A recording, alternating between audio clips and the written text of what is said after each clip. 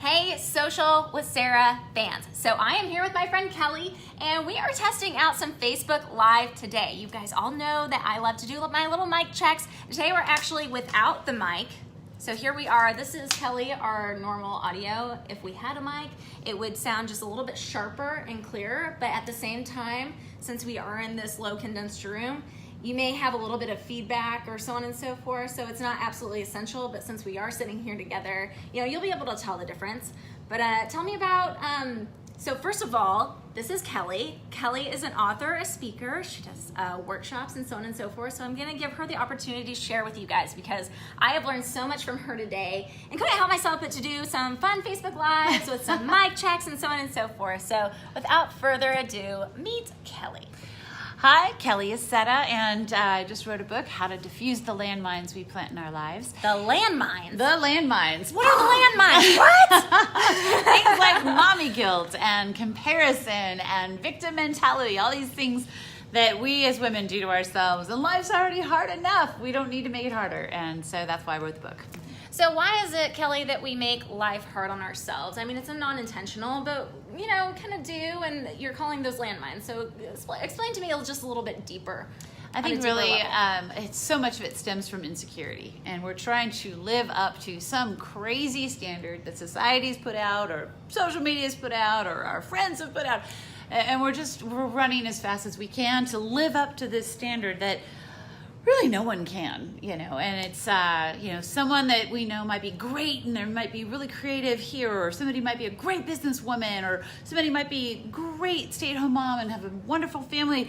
And we think that we're supposed to have all of that in perfection at all time, and it's just not reality. And I'm truth.coach. I am a truth coach, and I'm here to tell you, that's not truth. Well, I think that, and the fact that there are kind of like, we have our self-talk, right? And you're a coach. So do you see that with audiences that you talk to, and how do you get out of that mindset or even recognize that within yourself? Absolutely. It's actually a chapter in the book is self-talk and the power of self-talk. There's, I can't even tell you how many tens of thousands of quotes there are from the last 100 years about the power of what we say to ourselves. And women, unfortunately, don't understand that as powerful as positive self-talk is, negative self-talk, it's one way or the other. You're either spiraling upwards or you're spiraling downward. There's no neutral. Whatever we're saying to ourselves on a daily basis either help us go forward or help us go backwards.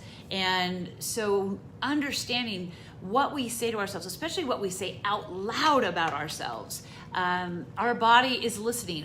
We are listening, and it's amazing. There's been so much research done on this that our subconscious mind is not logical. It just believes what it hears. So if we constantly are walking around saying, I'm so tired, I'm so overwhelmed, I'm so tired. Are you reading my thoughts right now? And I'm not tired, but I used to do this. I drink an entire cup of coffee and espresso and whatever, but then I was thinking I'm tired, so I still... Yeah. We do this to ourselves all the time. And instead, if you can catch yourself and say, I am so hyped, I am so excited, I am almost done with my day, or I've got so much done, or whatever it is you can say to snap yourself out of that negative spiral downward and start spiraling upward. It is incredible how we can control our energy because our conscious mind isn't logical. I love it. Okay, so now, since we're on this conversation, and I want to be able to, because I know we are doing a mic check, but you guys are already crazy about her. I knew you would be. This way, you can kind of hear the difference in the audio levels. So I'm going to plug it in. And Kelly, because Kelly's going to be doing more Facebook Lives, so I will be linking her page so you guys can start following her. I know I've got a lot of my Collin County Mom blog fans on here, but I'm going to plug it in. This is a microphone that we use. I'm going to put my glasses on here just because. You look so adorable in glasses. Well, thank you. These were hard to pick out. Honestly, I'm not really a glasses person, but they they're look kind great of fun. But so with this, you can just clip it on. And my dad, with the TV reporter that he previously was for 25 years, he was always used to holding a stick mic. So we do have a stick mic here that I use on a lot of my I use my hands, so that's what I... So look at this. So even for your Facebook Lives, you could have a stick mic. Oh, but it's not real. Like, it's real, but a little trick that we do at Real News PR is that we'll just clip it on. I love it. And then hold it, right? There you go. Then we do our little mic checks and so on and so forth. But yeah, hold on to that and see. All right. I like it. Reporter Kelly for duty.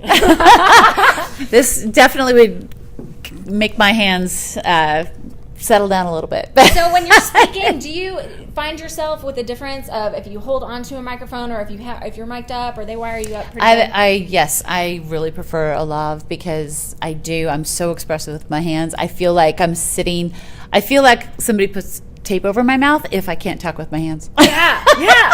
It's so weird. I love to, That's a way to express yourself. Yes, exactly. Yeah. So give us a little bit more background on you and your journey and how you got to this point.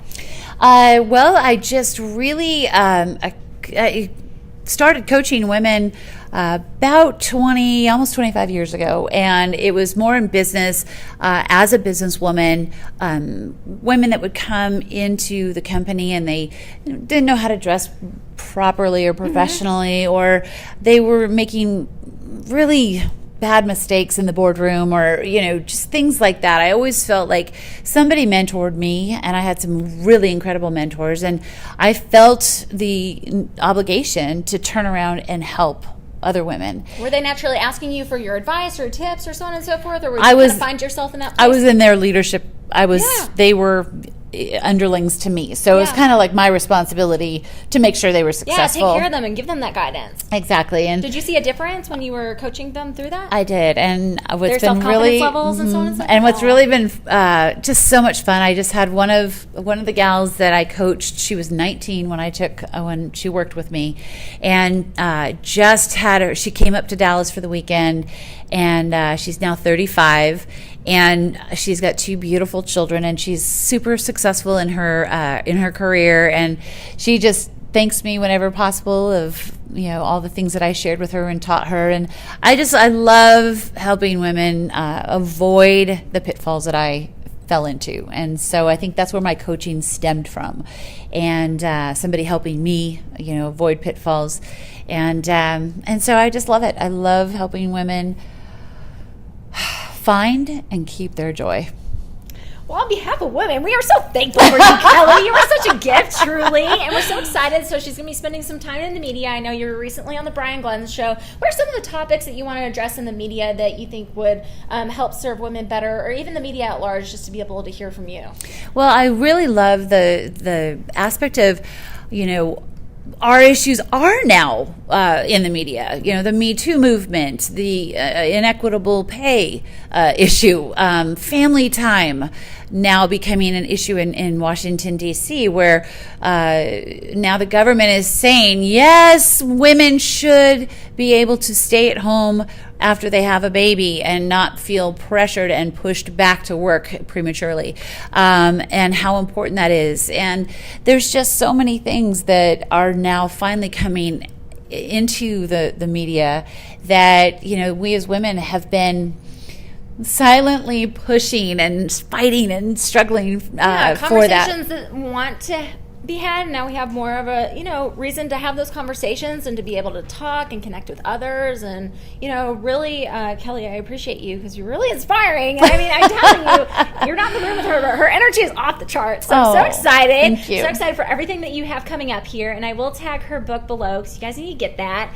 and hear more from Kelly. So we're going to end this Facebook Live now. But if you have any questions for Kelly, go ahead and drop it in the comments. And again, follow her. And I'm fingers crossed that she has a show coming soon because she has so much to say. And we'll talk to you guys soon. Anything else you want to say in closing? God bless.